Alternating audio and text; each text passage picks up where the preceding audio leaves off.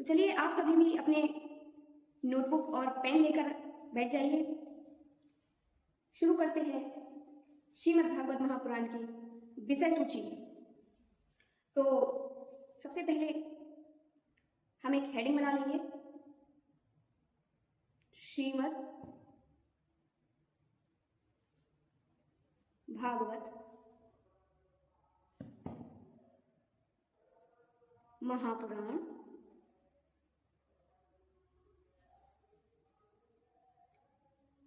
साप्ताहिक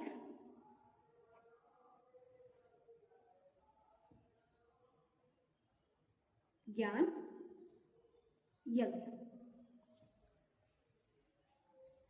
अब हम अगली हेडिंग लिखेंगे कि हम क्या लिखने वाले हैं, विषय सूची।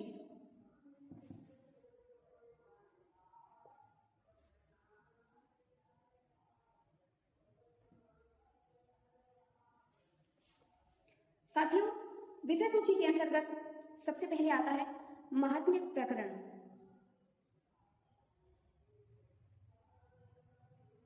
महात्म्य प्रकरण, महात्म्य प्रकरण के अंतर्गत हम अध्ययन करेंगे। यहां आप पॉइंट्स भी नोट कर सकते हैं चाहे तो, कि सर्वप्रथम आती है वंदना। क्या? वंदना।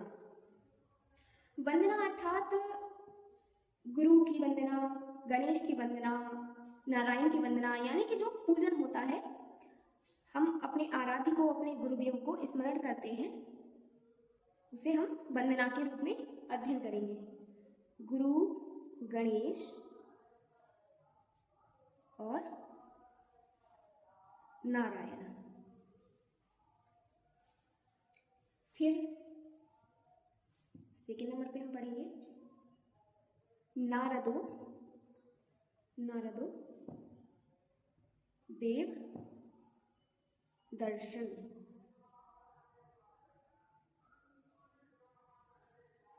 थर्ड नंबर पे महात्म्य प्रकरण के अंतर्गत ही आत्मदेव की कथा आती है, तो यहां हम लिखेंगे आत्मदेव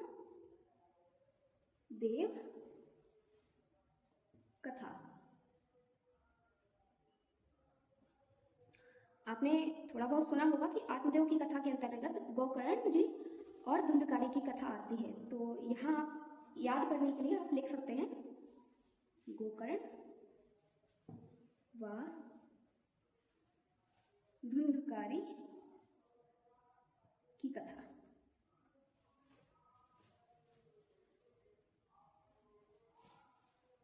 इसके बाद भागवत जी की व्याख्या आती है, भागवत व्याख्या।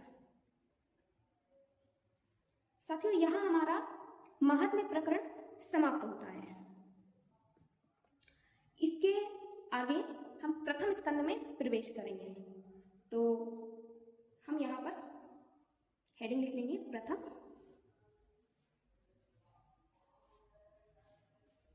स्कंद। प्रथम स्कंद के अंतर्गत नंबरिंग आपकी कंटिन्यू चलेगी। प्रथम स्कंद में हम पढ़ेंगे सूत जी और शौनकादि संवाद। सूत जी और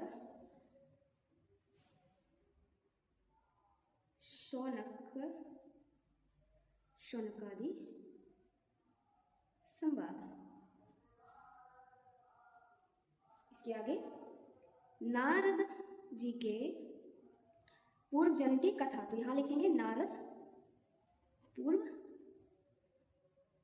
जन्म। फिर अश्वत्थामा तिरस्कार, अश्वत्थामा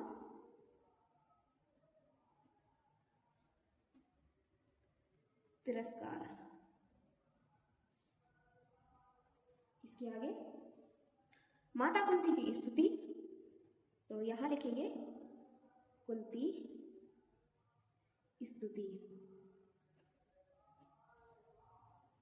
आगे परीक्षित जी का जन्म कैसे हुआ, तो यहाँ लिखेंगे परीक्षित जन्म। कथा भी लिख सकते हैं आगे, कथा।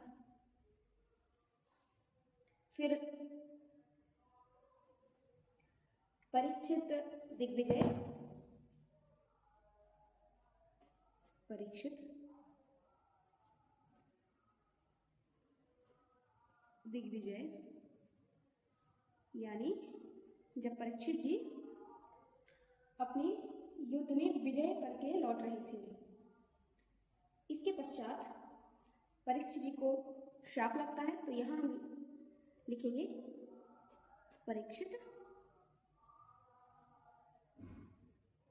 शाप। इसके आगे परम पूज्य प्रातः स्मरणीय श्री सुखदेव जी का आगमन होगा यहाँ। तो यहाँ सुखदेव जी का आगमन।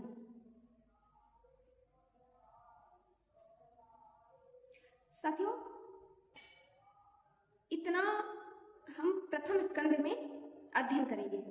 इसके पश्चात प्रथम दिवस की कथा के अंतर्गत ही हम द्वितीय स्कंध में प्रवेश करेंगे। तो यहाँ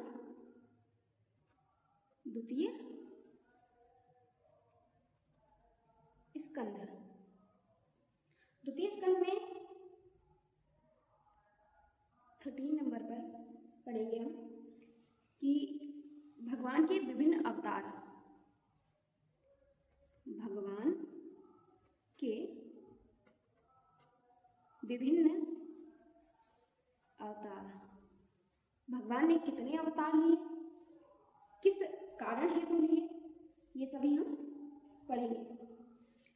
फिर हम पढ़ेंगे पुराणों के 10 लक्षण, यानी यहाँ लिखेंगे पुराण के 10 लक्षण। द्वितीय स्कंध में केवल हम 2 ही चीज पढ़ेंगे।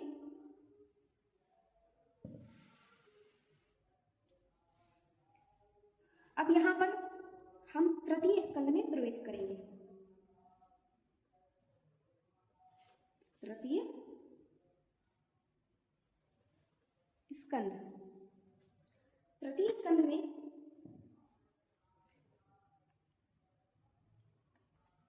राजा संवाद, राजा संवाद, फिर दुर्योधन का स्वभाव,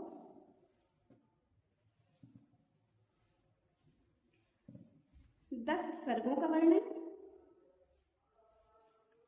10 सर्गों का वर्णन।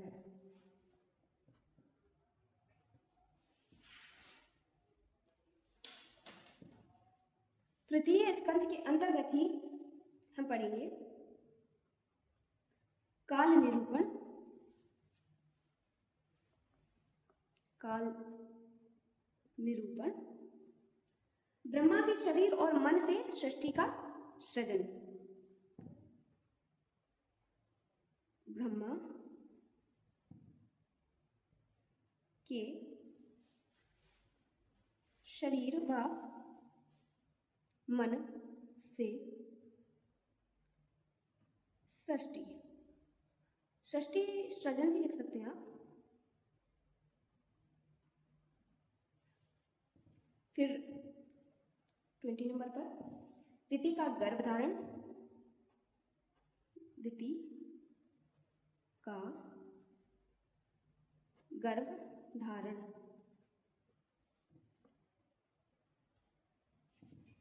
फिर जय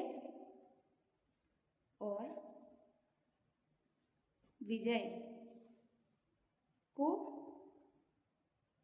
शाप, जो कि भगवान के सबसे प्रिय पार्षद थे। कौन? जय और विजय। इसके बाद 22 नंबर पर दिति पुत्रों का जन्म,